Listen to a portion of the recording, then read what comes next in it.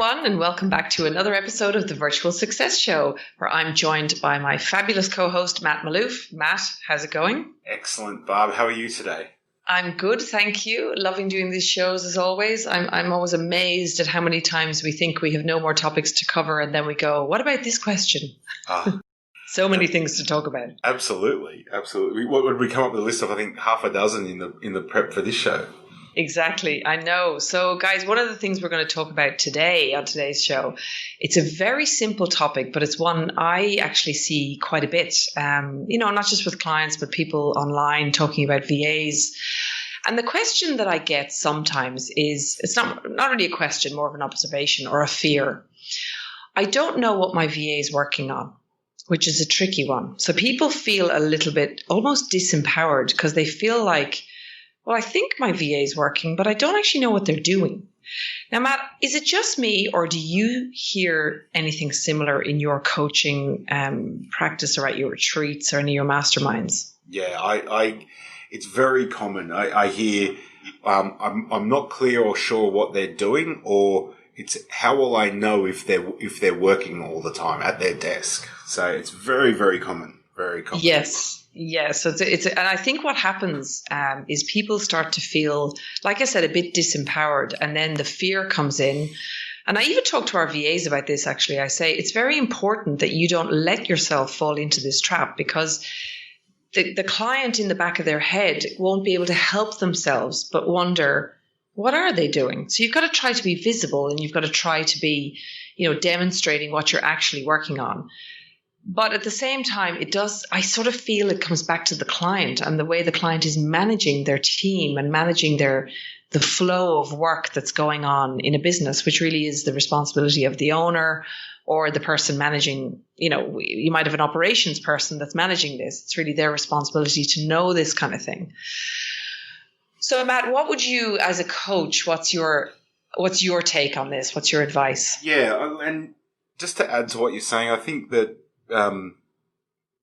being clear on what their deliverables are is always going to put your mind at ease. That's number one. But here's some of the advice that I think around this. Like, the reality is, whether you've got somebody working in your office, physically in your office, or working, from an overseas or a home office, like, you've got to get clear on and set reasonable expectations. Like, if I'm sitting in an office environment, I'm not productive 100% of the time in the office. I'm not sitting there working, jumping on every little task or every little email that's sent to me. And I think what happens is when people, business owners and entrepreneurs, are using virtual assistants, when they'll send an email and they don't get an immediate response, they're like, what are they doing? They must be slacking off and the like. Yes. Right? Yeah, we see that a lot. Yeah. And it's like, well, hang on a sec. They've got to go to the bathroom as well, and they've got to have some lunch, and they've got to, grab a cup of coffee or whatever it is, right? Like, so I think first and foremost, it's just being realistic with your expectations. Yeah. I think secondly with this is there's some really easy to use tools that can give you a degree of transparency on what's going on. And I know, two of these tools that, Barb, you and I talk about all the time. One is Asana and one is Slack. Yes. And I think that any business owner using a virtual assistant, if you're not using those two tools, then you're setting yourself up to fail and struggle, really. Yeah, and we've talked about that multiple times, and I mean, for me, I've fallen into this trap myself with people where I'm thinking, yeah, that's all just going a bit awry. And I think what I tend to do in that sort of situation is go back to the leadership part of it and going, okay, I need to get my team together. I need to run through all the projects, the various deliverables that each one of them has on their list. And then I need to start, saying, I meet weekly with them about this. So we talk about, like, where are you at? Again, the huddle concept. Where are you at with the deliverable, with the milestone? And if you're stuck, why are you stuck? Are you waiting on someone else? Is your daily task list maybe too overloaded that you can't get to it? But you have to I sort of keep digging until I get the answer. And the answer might be that they're slacking off. But in that sort of environment, it's very difficult for them to hide that. But you can kind of get to the bottom of it and deal with it. And usually I find somebody is overwhelmed or confused with something, and they're either afraid to say it or they just haven't gotten round to saying it yet. So you've got to create the environment where you can bring it to the table and get it out in the open and fix it so that things get back in flow again. And I think you raised some really, really good points. One especially then, Barb, that I think all the listeners should really take note of is that they may be afraid to come to you. And my experience in dealing particularly with Filipino VAs is they're a very compliant culture. Like they don't want to, say or do the wrong thing. So they're more likely to say nothing than ask the question.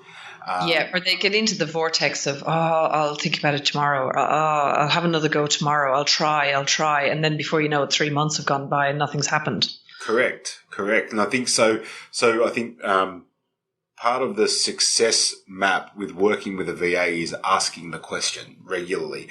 I know in my meeting with my Philippines team, I actually open the meeting with, how can I help? That's the agenda. The agenda is not, what are you up to? What are you doing? I'm like, how can I help? And that actually opens them up to communicate with me. And they then run me through their list. That's great. Yeah. Which I think a second point on what you just said too, Barb, is, my experience is often when business owners and entrepreneurs are asking the question of what are my VAs doing? It's because they don't have deliverables set up in a structured manner with project plans and lists. Yeah. And so if you're not clear on what they should be doing and when they should be doing it by, how can they deliver to what your expectation is? They don't actually understand what it is. Well, they'll either start slacking off because they've nothing to do, or the really conscientious ones, what I find happens, they've no direction. So they start trying to find things to do, like researching things. And before you know it, all you're getting back is, I'm researching this tool or that tool. And you're thinking, is this really what I wanted? But so many clients avoid that. They just kind of go, oh, okay. And then what you find is they end up cancelling or firing the VA and going, look, I don't really have any work for you to do. Yeah. Which defeats the whole purpose of what you were trying to do in the first place. Yeah. Or the mantra will be, VAs don't work for me and my business. Absolutely. Which is not the case. It's all a learning experience. Yeah, and it is this leadership thing. I think a lot of us, we all do it as business owners, as entrepreneurs. We want to get after the fun stuff and the marketing and the kind of cool sales sort of end of things. We don't really want to be bogged down in the operational side of things. So my view with operations is, if you do have to do it yourself, if you're early in business and you're not yet able to put someone in for this role, the best way to get yourself out of it is to be very strict on processes and communication channels and reporting lines, reporting back to you on results. And you get it's a whole system. And once the system's working well, you'll find you'll be in flow and it won't take you so long to actually run the operations. Absolutely. Barb, what's your thoughts around when this, like in your experience, when a client with a VA is feeling this way, what's the first step you feel that they should do in order to stop feeling this way? Yes, that's a great question, because I find when they start to feel this way, it's like an emotional vortex that you start to degenerate. You sort of spiral into it. And as you do that, you become less and less able to have the conversation, because it's like the giant elephant in the room. And before you know it, you start avoiding each other, VA as well as you. And it gets to a point where nobody's really able, you lose sight of how it started if you let it go too long. And anyone listening who's gone into this will know what I'm talking about. So the way not to go there is to, first of all, recognize that this person works for you, right? So your job is to delegate and to give direction to them. So you got to call a meeting and start to revisit the task list. It could happen where you've come to the end of a project. I find this is when it'll happen. A project wraps up where everyone was really busy, and then there's no clear direction of what they need to do after that, and it degenerates. So you got to call a meeting and revisit the task list, go over what your plans are, your strategic plans as a business are for the following quarter, what you're trying to achieve and where they fit in and what their new task list is. Or, some tasks may have gone stale, that they're not really useful anymore and they're still doing it every day, but it's not useful for your business strategy. So it's, again, you've got to sit down, you've got to approach the subject, but don't approach it from the "are you slacking off? I think you're slacking off" mindset. Approach it from the mindset of, I think my people have lost their way potentially a bit. I need to step in and help them to come back on the path. Absolutely. Absolutely. And for me, with this, to add to what Barbara's saying, I always think it comes back to, have I got the right systems and processes in place? And does my team know what my expectation around the implementation of those systems is? I know in our business, when I've ever felt this way, and I think we've all felt this way about local or overseas team before, you know what I mean? Particularly when you get their invoice and you pay it, you go, what have they actually done for me? But for me, it's about, okay, well, have I been structured in managing them? Have I been inspecting Asana and seeing that things are done in a timely manner? Am I ensuring that all of our tasks are getting into our project management system? One of the things that I was in prep for the show, I was telling Barbara that we do in our business, we have in our Slack channel, we have a channel called Stand Up. And every morning the team come on, myself included, and you have to, by 10 a.m. Sydney time, we're in Sydney, by 10 a.m. Sydney, you have to have put in there, what's my focus for today? And you list out what you're focusing on. It has to be a minimum of 3 things, and where I need help from others. And it's a really easy tool that we use in order to keep that communication open. And when things break down, I'll often find that either I'm not posting in Stand Up or the team have started to drop off on posting in Stand Up. And so you've just got to come back to some basics with this. And very quickly you can turn this around. You really can. Look, I think what I'd love to add to that as well, Matt, I love that idea of that stand-up thing. I think I'm going to pinch that one because I'm not actually doing that idea, but it's a very quick way of people checking in as well, especially when you're virtual, hey, I'm checking in for the day. It's hi, it's, But one thing I wanted to sort of express on this call is everything that we ever talk about, even this concept of I don't know what my people are doing. The reason I know for myself anyway that I passionately talk about it and I come up with solutions for you guys listening is because I have felt the pain of it myself. So as I was talking, I was going, the reason I know this is because it has happened to me. Yep. So this is very normal. As my business has grown, we're, up at that 100 staff level now where I've got a lot of people reporting to me. There's some of my reports have their own teams reporting to them. So it'll happen at every stage that you grow. It's starting to happen again to me now. And I have to now revisit all these strategies again and pull everyone in, rein the whole thing in and get everyone realigned again. But that's my role. That's my job to do that. It's not their job to figure that out. It's mine. Yes. Not to let them lose their way. That's it, 100%. Here's another really simple strategy or little tactic that everyone can employ, particularly when you're, let's say you're in the first 3 months with a VA. And often people will go, yes, I'm going to get somebody, bring somebody on. Do I have enough work for them? Not sure. Then you ask the question, what are they doing, etc.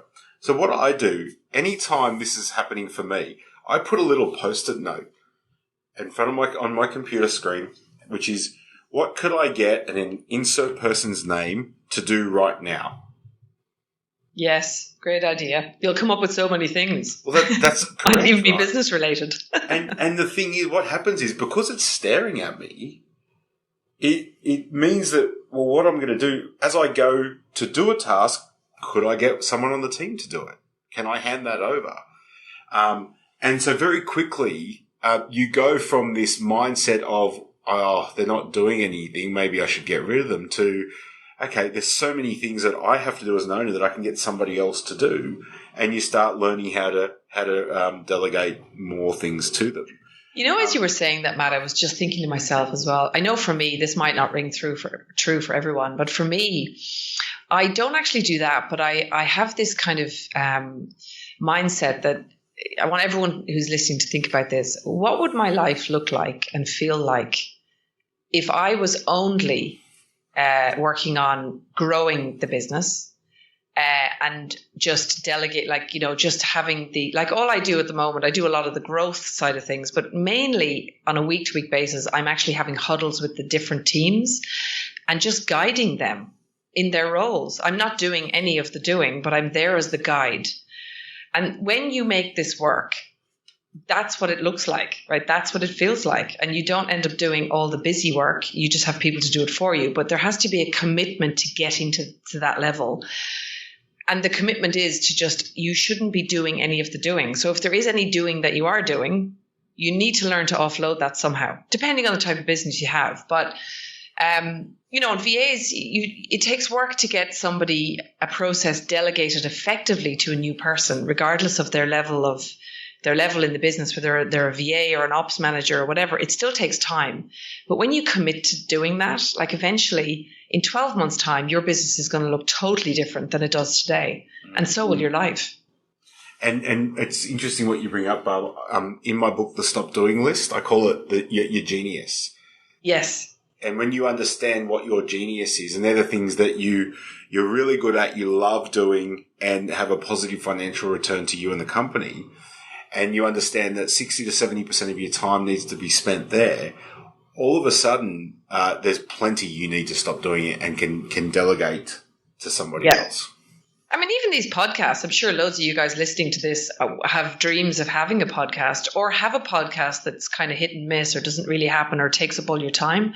Honestly, Matt and I just record. That's all we do. And the VAs do everything else. They manage the whole, because we have a process. We've developed our own, there's a system, and they all know what they're doing, and everyone has a deadline, and we hold them to that, and it shows up online on time.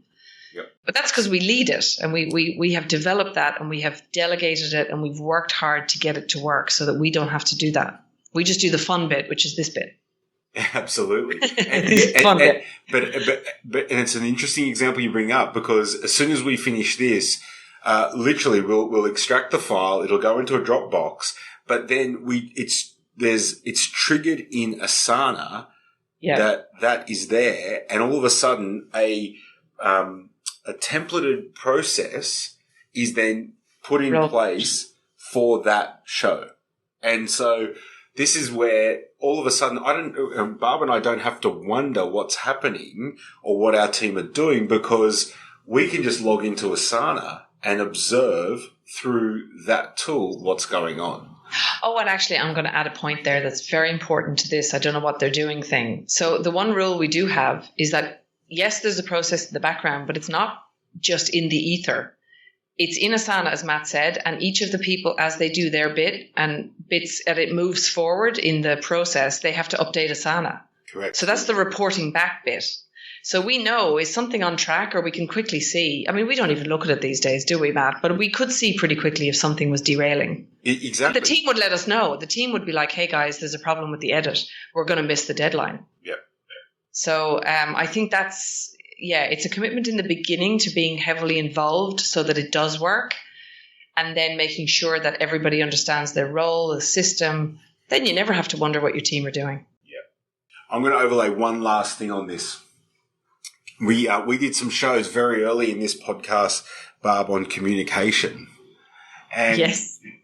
If you're not communicating effectively and consistently with your VA, then you will be sitting there wondering what they're doing. And, Barb called it a daily huddle. I gave the stand up in our Slack channel. It's all communication. So rather than us having to sit here and wait and wonder, we've got proactive mechanisms in place so that we're always made aware. And I think this question around, I wonder what they're doing, is often solved through communication. Well, and yes, and saying that, if you have that question in your head, let's say you've got a good person. It's probably not the VA or your team, because this can happen across a whole team. It's the system you have in place for making sure that you don't have to ask that question. 100%. That's what it comes back to again. So again, that's your job as an entrepreneur, business owner, whatever, to set the system up in place. As you always say, Matt, systems run your business, people run your systems, Yes. but you build the systems and then delegate it to your people. And that that in itself is a rock solid business right there. 100%. 100%. Gosh, it's funny. I even learn things myself from just, us chatting together, and I think I'm writing little notes going, yes, need to do that one. And it's just this constant evolution and refining of little tips you could pick up along the way, just put them in place, keep working at it, keep evolving and keep moving forward with all of this. And eventually you build something that's very robust. Absolutely. So thanks, Matt. Oh, thank you, Barb. It's been good fun. And if you've enjoyed this show, please, we want to build an amazing community of people that we can help in this area. So we'd love for you to share it or give us a review on the show. And also, we have a Facebook group where you can jump on and ask us questions, and we can answer those, or even potentially get you on and interview you on the show in order to answer that question. Absolutely. And I know there's lots of you. I get feedback that there's a lot of people listening. So from those of you who have connected with us, make sure that you share and ask us anything. And no question is too silly, because even the smallest questions produce the best shows. Exactly. Like this one. Well, Barb, it's been fun again. Yep. We'll see you on the next show. See you then.